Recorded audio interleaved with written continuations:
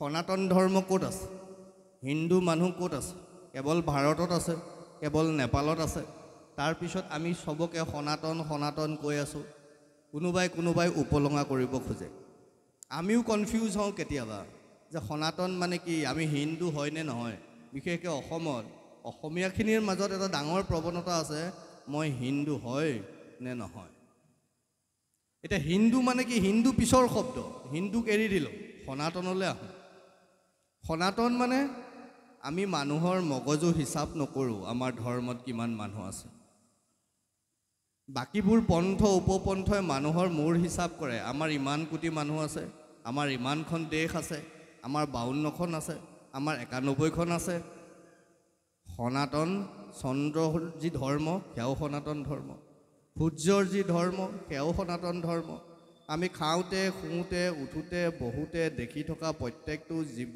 জড় যত জীৱন আছে যাৰ যি আচৰণ সকলোবিলাক সনাতনৰ ধৰ্ম বৃহত্তৰ সনাতন ধৰ্মটোৰ আমি মানুহবিলাক এটা অংশ মাত্ৰ আৰু আমি যিটোক আচলতে ধৰ্ম বুলি ভাবিছো এইবোৰ ধৰ্মৰ বিষয়বস্তু নহয় আমি ভাবো নামঘৰত সোমাইছো পুৱা প্ৰসংগ কৰিছো গধূলি প্ৰসংগ কৰিছো সন্ধ্যা প্ৰসংগ কৰিছো আমাৰ ধৰ্ম কৰ্ম হৈ গৈছে কোনোবাই আকৌ ভাবে ৰঙা তিলক এটা লৈছো গেৰুৱা কাপোৰ পিন্ধিছো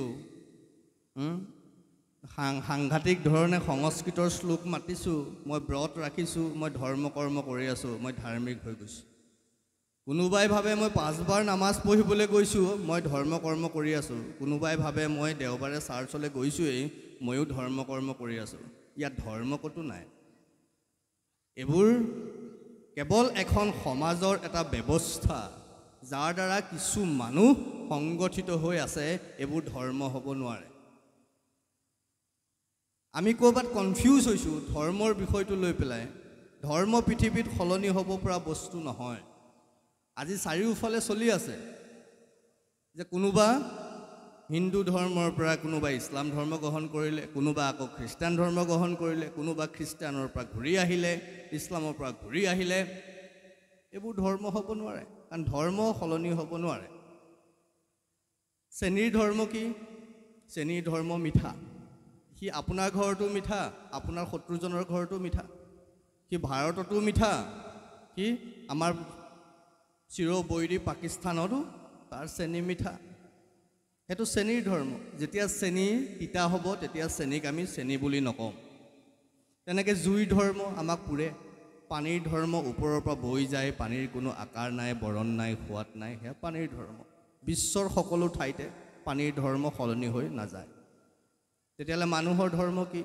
আমি বিভিন্ন সময়ত কওঁ ধাৰণ কৰাটোৱেই ধৰ্ম ধাৰণ কি কৰিম চুৰ কৰিবলৈ ধাৰণ কৰিম নেকি আমি নে ধৰ্ষণ কৰিবলৈ ধাৰণ কৰিম নে তিৰস্কাৰ কৰিবলৈ ধাৰণ কৰিম আমি কি কৰিবলৈ ধাৰণ কৰিম ধাৰণ কৰাটো মানে দয়া ক্ষমা মৰম ভালপোৱা সহানুভূতি এজনৰ আন এজনৰ প্ৰতি যি সম্পৰ্ক যি সমৰ্পণ আচলতে সেয়াহে ধৰ্ম আৰু সেই ধৰ্ম সলনি হ'ব নোৱাৰে যদি সেয়াই নাই যদি দয়া নাই ক্ষমা নাই কাৰো প্ৰতি সহানুভূতি নাই মই যদি মোকে একমাত্ৰ সৰ্বশ্ৰেষ্ঠ ব্যক্তিজন বুলি ভাবিছো মই যদি সকলোতে কেৱল মোৰ চিন্তাই একমাত্ৰ চিন্তা বুলি ভাবিছো সেয়া ধৰ্ম হ'ব নোৱাৰে সেয়া হ'ব কোনোবাৰ আসুৰিক প্ৰবৃত্তি কাৰণ অসুৰেহে নিজকে ময়ে অমৰ হ'ব লাগিব বুলি চিঞৰ বাখৰ কৰি থাকে এই কথাবোৰ আমাৰ চিন্তা দৰ্শনে তাহানিৰ পৰা বুজাই থৈ গৈছে এই সত্য কথাটো বুজি নোপোৱাৰ কাৰণেই বিভিন্ন ধৰ্মৰ লোকসকলে বিভিন্ন ধৰণৰ পৰিৱেশত সংঘাত সৃষ্টি কৰি ফুৰিছে আজি তাৰেই কাৰণ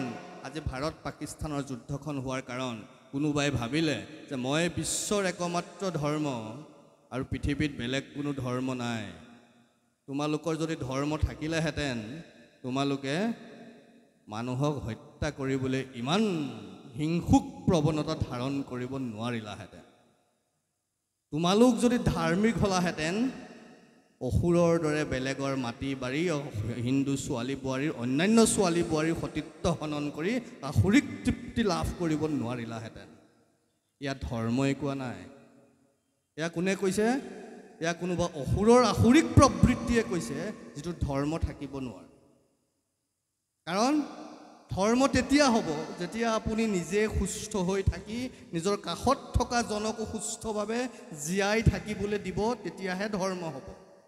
নিজে সুখত থাকি আনক নষ্ট কৰিবলৈ যোৱাটো ধৰ্ম হ'ব নোৱাৰে। সেইকাৰণে সনাতনে সদায় কয়, সৰ্বে ভৱন্তু সুখিনঃ সৰ্বে সন্তু নিৰাময়া সৰ্বে ভদ্ৰাণি পশ্যন্তু মা কশ্চিৎ দুঃখ ভাৱ ভৱেৎ। পৃথিৱীত যত যিমান আছে সকলো সুখী থাকক, সকলো নিৰোগী হৈ থাকক, কোনেও কষ্ট নাপাওক, বসুদৈৱ কুটুম্বকমৰ চিন্তা। কিন্তু বাকীবোৰে কি কয়, আমিয়ে কেৱল বাকীবোৰ মাৰি পেলোৱা, কাটি পেলোৱা, লিপিবদ্ধ আছে তেওঁলোকৰ তাকে কৰি আছে। নহ'লে অপাৰেশ্যন সেন্দুৰ নহ'লেহেঁতেন। অপাৰেশ্যন সেন্দুৰ নাম কিয় দিলে? মই ইয়াত আই মাতৃসকল আছে, বহুতে হয়তো ভাত খাবলৈ গৈছে, সকলোকে কৈছোঁ, আমি এনেই ভাবে নেকি বিয়া হৈছোঁ সেন্দুৰ ল'ব লাগিব? ময়ো সেন্দুৰৰ তিলক লওঁ কপালত, মোৰ এইটো সেন্দুৰৰ তিলক। হনুমানেও সেন্দুৰ লৈছিলে। হনুমানে কিয় সেন্দুৰ লৈছিলে? যেতিয়া হনুমান ৰামৰ বাক্য লৈ পেলাই সীতাৰ ওচৰলৈ গ'ল, তেতিয়া সীতাই সেন্দুৰ লৈ আছে। হনুমানে সুধিলে, আপুনি কিয় সেন্দুৰ লৈছে? তেতিয়া কি ক'লে, মোৰ ঈশ্বৰৰ কাৰণে লৈছোঁ। তেওঁ মোৰ সাহস, তেওঁ মোৰ চিনাকি, তেওঁ মোৰ শক্তি, আৰু মই তেওঁৰ প্ৰেৰণা হ'ব খোজোঁ, সেইকাৰণে লৈছোঁ। মোৰ প্ৰভুৰ কাৰণে মই শিৰত সেন্দুৰ লৈছোঁ। তেতিয়া হনুমানেও নিজৰ গাত সেন্দুৰ সানি লৈছিলে, সেইকাৰণে হনুমানকো আমি সেন্দুৰ দিব লাগে। কিন্তু আজি আমি বুজিয়ে পোৱা নাই যে এই সেন্দুৰকণ আমাৰ সাহস, এই সেন্দুৰকণ আমাৰ চিনাকি, এই সেন্দুৰকণ আমাৰ পৰিচয়, সমৰ্পণ, দায়বদ্ধতা। আৰু আমি ইয়াত কিয় লওঁ? বিশ্বত কোনো মানুহে ইমান চিন্তা কৰিব নোৱাৰে যিমান চিন্তা, বৈজ্ঞানিক চিন্তা সনাতনে কৰিব পাৰে। ইয়াত কিয় লওঁ, এইখিনি জেগাতেই কিয় লওঁ ফুটটো? কাৰণ ইয়াত আমি চবেই কয় নহয় ৩ নম্বৰ চকু আছে, শিৱৰ ৩ নম্বৰ চকু ওলাব, আমাৰো আছে ৩ নম্বৰ চকু। মানে আমাৰ শৰীৰৰ যিমান নাৰ্ভাছ ছিষ্টেম বুলি যিটো কয়, যিমান স্নায়ু আছে, নাৰ্ভ যিমানবোৰ আছে, গোটেইবোৰ ইয়াত কেন্দ্ৰীভূত হৈ আছে। ইয়াত তিলকটো লোৱা মানে আমি সেই সমস্ত নাৰ্ভবোৰক আমি কণ্ট্ৰল কৰি ৰাখিব পাৰিছোঁ, যাতে আমি বেয়া কথা নকওঁ, বেয়া কাম নকৰোঁ, আমি অসংযত নহওঁ। সেইকাৰণে আমাৰ চাব, বাকীবোৰ আপুনি যদি চায়, কিন্তু আজি বোৱাৰীয়ে পাহৰিছে, সেইকাৰণে ৰীল বনাই লৈ পেলাই নিজক নাঙঠ কৰি ফুৰিছে। কোনোবাই ভাল পালেও পাব, উপায়টো নাই। কাৰণ আধ্যাত্মিক চিন্তা কৰিবলৈ হ'লে প্ৰথমে গুৰিলৈ যাব লাগিব, তেতিয়াহে আধ্যাত্মিক হ'ব। ইয়াত আহি বহিলে ধুনীয়াকৈ, নামো গালে, পিছত গৈ পেলাই যদি কাপোৰ নথকাকৈ ৰীল এটা বনাই দিলে, তেতিয়া আপোনাৰ আধ্যাত্মিক হৈ থাকিবনে?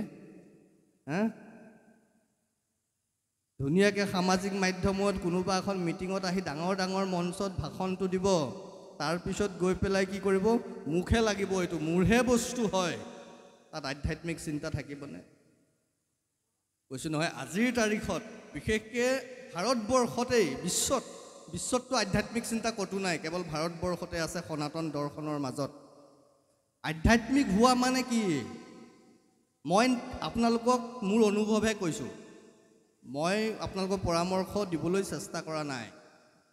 সেইজন আধ্যাত্মিক ব্যক্তি, মনত ৰাখিব, আপোনালোকে চিনিবলৈ সহজ হ'ব, বা আপোনালোকে নিজেও অনুভৱ কৰিব পাৰিব আপুনি নিজে আধ্যাত্মিক হয় নে নহয়। সেইজন ব্যক্তি কেৱল আধ্যাত্মিক ব্যক্তি, যিজন মানুহে মহাশূন্য, একো নাই, খাবলৈও নাই, শুবলৈও নাই, একো নাই, তাৰপিছতো হাঁহি থাকিব পাৰিছে। আৰু সেইজন ব্যক্তি যিজনৰ চব আছে, তেতিয়াও কিন্তু তেওঁ একো নাই বুলি ভাবি তেওঁ হাঁহি থাকিব পাৰিছে। মহাশূন্যৰ মাজত থাকি যিজন একেটা বিন্দুত থাকিব পাৰিছে, সেইজনহে আধ্যাত্মিক পুৰুষ। কিন্তু কোনোবাই যদি কৈছে, মোৰ বৰ দুখ লাগিছে, মই বৰ অকলশৰীয়া হৈছোঁ, মোক আমুকটো দে, মোক তামুকটো দে, মোক আমুক লাগে, মোৰ মাটি কিনিব লাগে, মোৰ ঘৰ কিনিব লাগে, মোৰ ইটো কৰিব লাগে, মোৰ আমুকটো কৰিব লাগে, তেওঁ কেতিয়াও জীৱনত আধ্যাত্মিক হ'ব নোৱাৰে। ভাষণ দিব পাৰিব। আধ্যাত্মিক হোৱাৰ প্ৰথম চৰ্ত হ'ল, আপোনাৰ হাতত একো নাথাকোঁতেও আপুনি সুস্থিৰ হৈ থাকিব পাৰিব লাগিব, আৰু সমস্তখিনি থকাৰ পিছতো আপুনি আপোনাৰ জেগাত থিয় হৈ সুস্থভাৱে জীয়াই থাকিব পাৰিব লাগিব মূৰ তুলি। তেতিয়াহে আপুনি আধ্যাত্মিক চিন্তাৰ বাহক হ'ব পাৰিব, তেতিয়াহে আপুনি নিজকে আধ্যাত্মিক বুলি ক'ব পাৰিব। নহ'লে আপোনালোকে নিজে বিবেচনা কৰি চাব।